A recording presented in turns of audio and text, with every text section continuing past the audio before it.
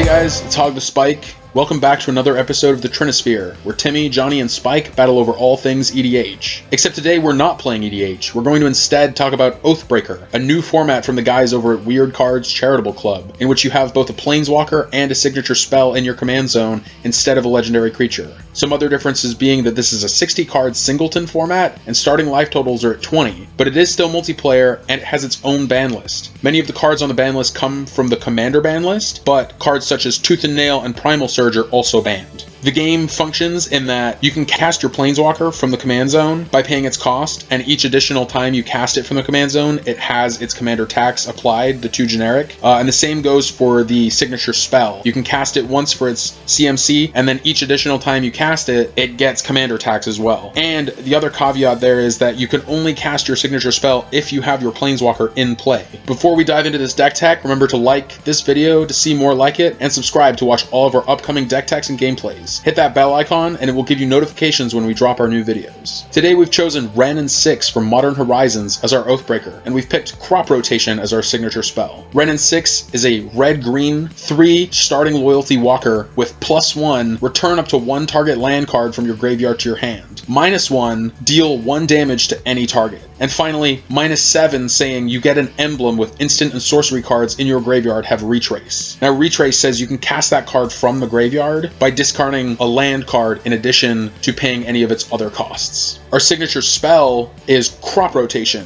a green instant that says sacrifice a land as an additional cost to search your library for any land card and put it onto the battlefield. Now this seems like a pretty popular build for Wrenn and 6 Oathbreaker. The synergy is off the charts. We play our Wrenn and 6 as early as we can. We crop rotate one of our lands into a silver bullet land. We're playing many of these. And then we can plus our Wrenn and 6 and get the sacrifice land back to our hand. Our planeswalker synergizes with fetch lands as well, as we always have good mana fixing. We can crack a fetch to get a mountain or a forest out of our library to put it into play, and then plus our Wrenn and 6 to get our fetch land back. As I said before, there's a lot of silver bullet lands in this deck, and that's kind of what we were trying to focus on. We were looking at building a legacy lands style EDH deck effectively, and this works out easier here because it's 60 card singleton, so we get a lot of the powerful lands, powerful spells from legacy, and we don't have to worry about adding 40 cards extra of chaff effectively. Like legacy lands, our primary win con for this deck is going to be setting up the Dark Depths Thespian Stage combo.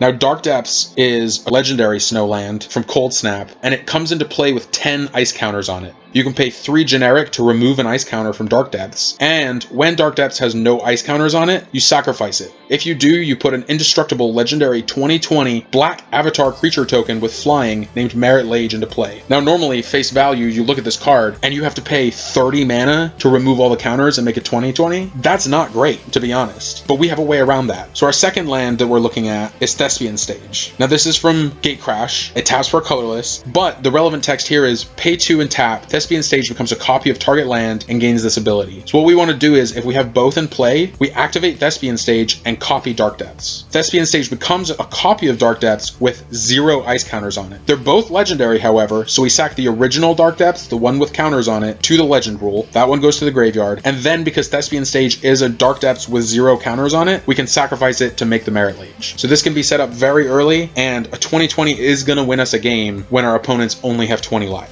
So let's break into some of these silver bullet lands that we talked about before, because crop rotation is going to let us, at instant speed, pull any kind of answer we need out of our library. And it's great because so many of these cards don't take up card slots because they're lands. So we've got Blast Zone, a colorless land that comes into play with a single charge counter on it. Then you can pay XX and tap it to put X charge counters on Blast Zone. And then pay 3 and tap it and sacrifice Blast Zone, destroy each non-land permanent with converted mana cost equal to the number of charge counters on Blast Zone. We can kind of sculpt it to be the answer that we need it to be. We can blow up any kind of permanent with it as long as we filter enough mana into the Blast Zone. We have the Ghost Quarter Strip Mine package to get rid of opponents' pesky lands that are giving us trouble. This is also very good with Wrenn and 6 because if we get Wrenn and 6 down early with a Ghost Quarter or a Strip Mine, we can Strip Mine our opponent's lands and then +1 Wrenn and 6 to return the Strip Mine and just do it every turn and keep them off casting their spells. We also have Rishadan Port, which is another good mana denial land. If we get it out early against someone who's maybe playing 3 colors, we can lock down a source of mana and keep them again from casting their spells. That's what we want to do. We want to get as much mana denial and as much ramp for ourselves so that we can kind of excel past the point where our opponents can beat us. We have Grove of the Burn Willows, It is a red-green land that taps for colorless, or you can tap it for red or green with the caveat that each opponent gains 1 life. So this is another Legacy Lands combo. We get Grove of the Burn Willows plus Punishing Fire. 1 and a red instant. Punishing Fire deals 2 damage to target creature or player. And whenever an opponent gains life, you may pay red if you do return Punishing Fire from your graveyard to your hand. So this is great synergy here. Sure, our opponents, it's a little less good in multiplayer. Our opponents are all going to gain 1 life, but we have repeated shock to anything we want. We can repeatedly shock someone out of the game, for instance, because they're only gaining 1, but we're dealing 2, or we can pick off utility creatures.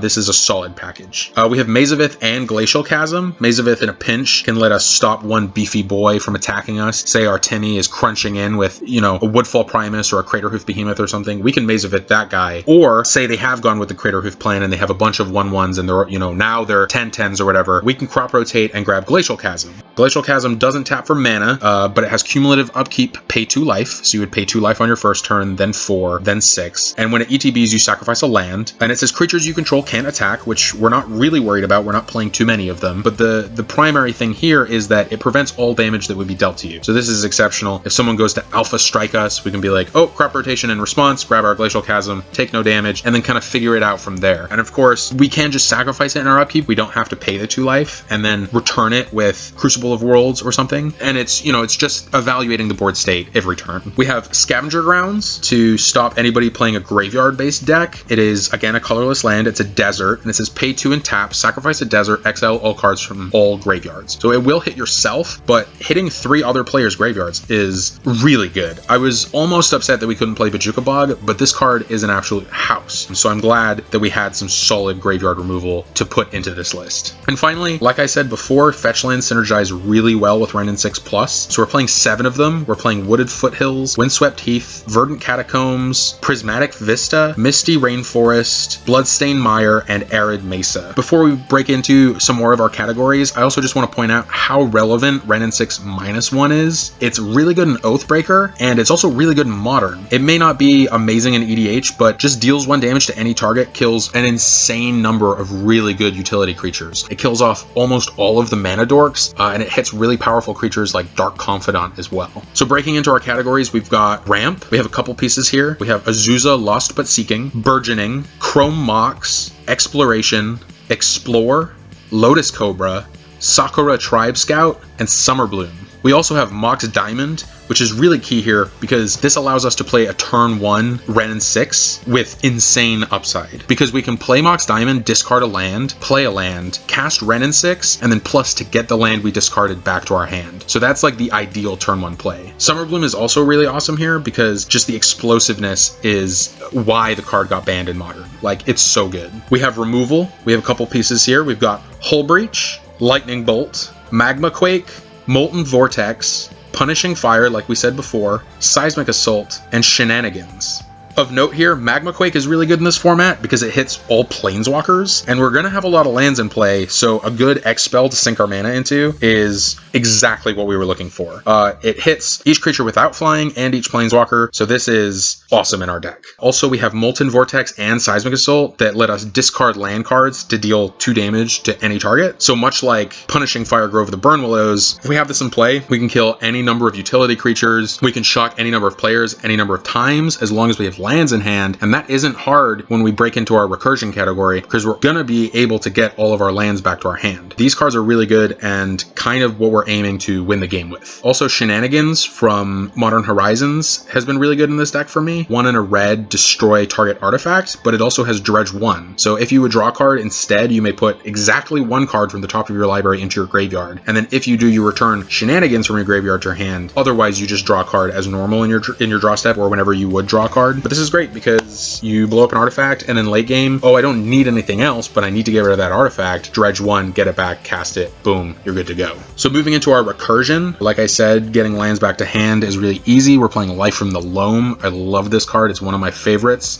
1 and a green, return up to 3 target land cards from your graveyard to your hand. Could be anything, could be a fetch land, could be one of our silver bullets, could just be a basic, whatever, doesn't matter. If we need cards to pitch to Seismic Assault, it does that. It sets up our combo, it resets our combo if someone destroys our Dark Depths or something. And it also has Dredge 3, like we said with Shenanigans, Dredge 1, except this one you effectively mill 3 cards instead of 1, and you get Life from the Loam back to your hand. We're also playing Crucible of Worlds. It lets you play lands from your graveyard, and Titania, Protector of Argoth. Now this is a beefy way to recover lands. It's 3 green for a 5/3 elemental. When she enters the battlefield, you return target land card from your graveyard to the battlefield. So that was our primary use for her here, to get any of our utility lands back. But she also has an insane upside that says whenever a land you control is put into a graveyard from the battlefield, you create a 5/3 elemental creature token. Now that's really good. You could win the game off of that. You have like a couple fetch lands in play or something. You play Titania, you crack them all. You get 15 power. You get 5 per fetch you crack. It's really good. It can win you the game. But again, we were using this here for our recursion. Couple draw spells, make sure we kind of smooth out our draws. We have Faithless Looting. Most people know what that does. We've got Sylvan Library, 1 and a green enchantment. At the beginning of your draw step, you may draw 2 additional cards. If you do, choose 2 cards in your hand drawn this turn. For each of those cards, pay 4 life or put the card on top of your library. So it's kind of like a brainstorm in green. You know, you draw 3, you put 2 back, but you could keep all 3. You just pay 8 life. It is a little bit more taxing in a 20 life format, but nonetheless, this card's an all-star. We also have Tectonic Reformation, 1 and a red for an enchantment that says each land card in your hand has cycling red, and it itself also has cycling for 2 colorless. So this is great. Say we have a hand full of 7 lands, we can effectively just draw 7 for 7 mana. Again, just evaluate the board state each turn. The card is very good in this deck. And finally, Tireless Tracker, another one much like Titania, Protector of Argoth. It fills 2 roles here. 1, it lets us have a good source of draw. It says whenever a land enters the battlefield under your control, you investigate. You put a colorless clue artifact token onto the battlefield with pay 2 and sacrifice this artifact to draw a card. It is a 2 and a green 3/2 human scout, and whenever you sacrifice a clue, you put a +1/+1 counter on Tireless Tracker. We're going to be playing lots of lands, we're going to be cracking lots of fetches, we're going to get lots of clues and have that steady stream of card draw, but also if we're sacking 5, 6, 7 clues, he's going to be another win con. He's going to get big and he's going to get in damage. Couple tutors in the deck. We've got Gamble and Realms Uncharted. Gamble being a red sorcery. Search your library for a card, put that card into your hand, and then discard a card at random, then shuffle your library.